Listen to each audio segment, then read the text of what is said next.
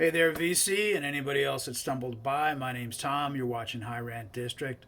If anybody is unfamiliar with the term VC, that stands for various complaints about the vinyl community.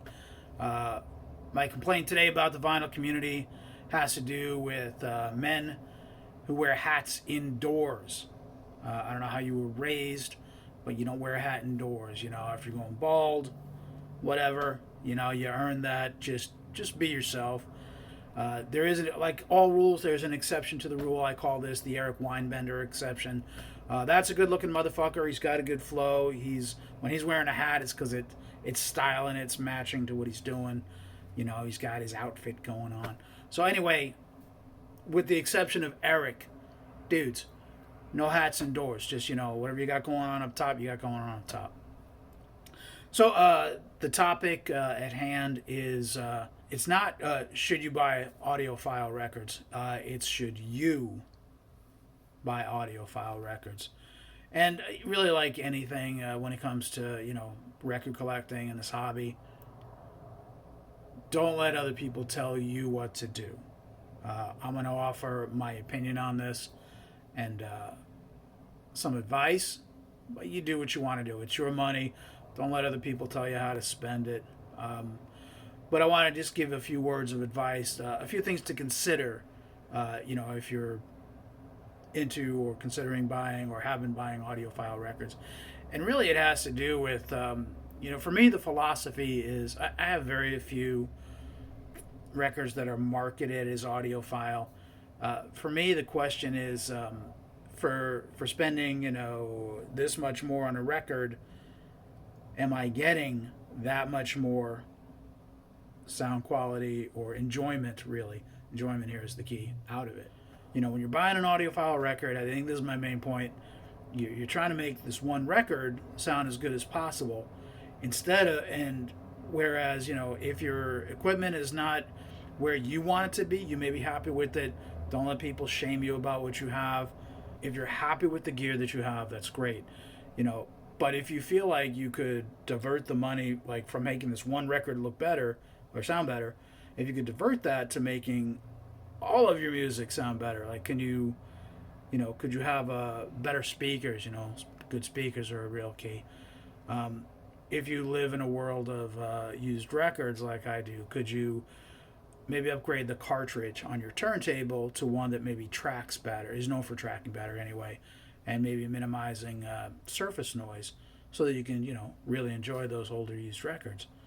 You know, so the question is, should you buy audiophile records? That's a question for you.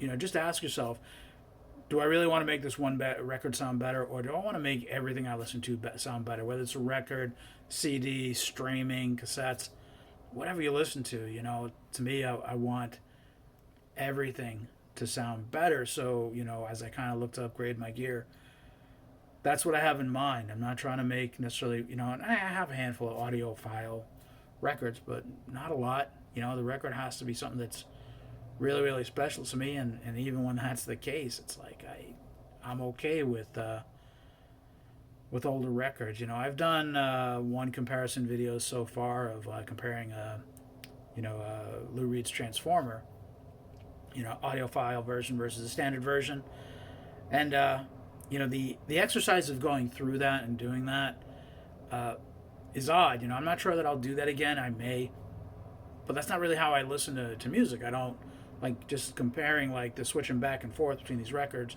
to say, does this sound better? Does that sound better? You know, for me, you know, and we're all different, but you know, I'm listening to the music. You know, people will rave about, you know, the sound, the highs, the lows, the bass on a particular audiophile record, but how many times are those people talking about, man, this, you know, this song really, you know, grabs me, it moves me, or this was an important record from my youth, it reminds me of this, or you know, this particular record, on this particular record, this was what was happening with the band at that time, or the musician, and here's what was going on in their life and how it affects it, and maybe give you a little bit more background. Or, you know, how many people are talking about the music as opposed to the sound?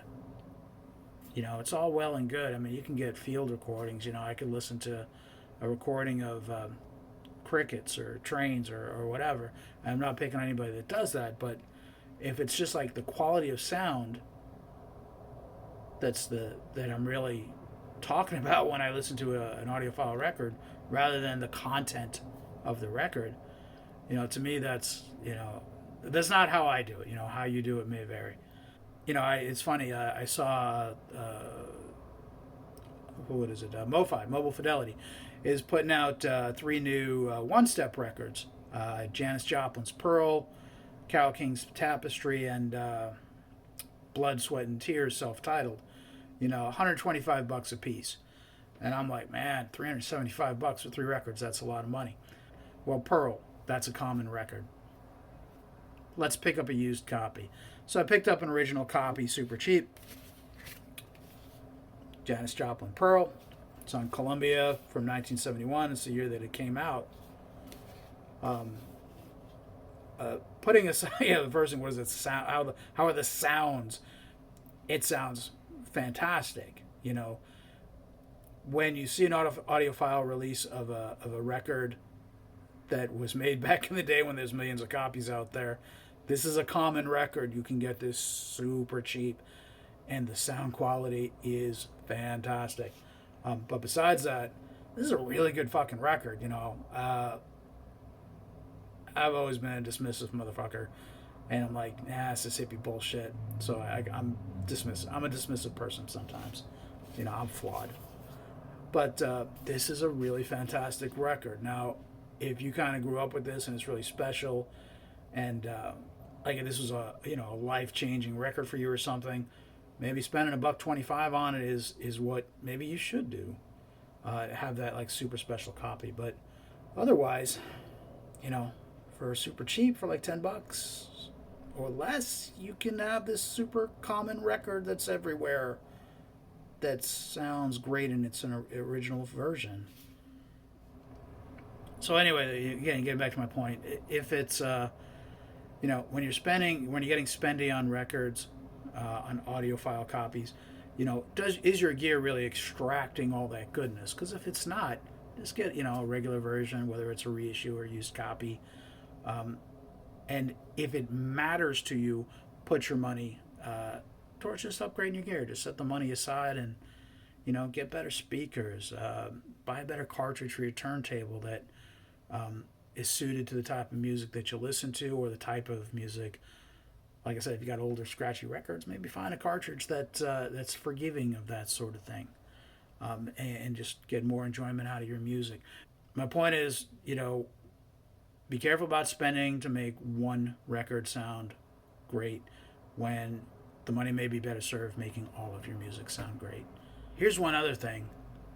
Before Mobile Fidelity started putting out the audiophile versions of 4 Dire Straits records, who the hell cared about Dire Straits? Nobody. I haven't seen anybody showing Dire Straits. Dire Straits, to me was always, just an MTV thing, essentially a crime against music. It's awful, awful music, but people are going batshit crazy.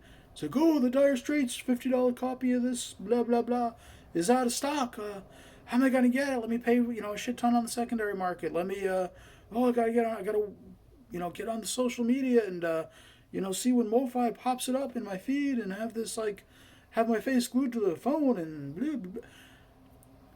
Nobody cared about Dire Straits before Mobile Fidelity put out their 4 albums in audiophile quality, insinuating that you should care. You shouldn't care. It's fucking awful. Anyway, that's all.